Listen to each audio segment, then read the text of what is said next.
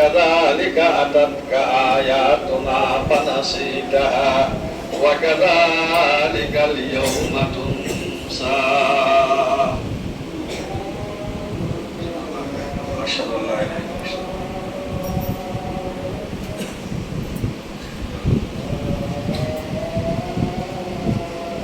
প্রত্যেকে আমার কোরআনকে যতক্ষণ চালু না হয়, যতক্ষণ সহিভাবে পড়তে না পারে, প্রশিক্ষণ শেষ হলেও এখান থেকে যাব না।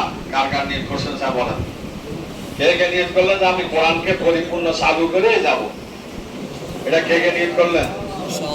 হ্যাঁ, মাশাআল্লাহ। এইটাই অনেকে তুলে নেয়, কথায় বুঝে না।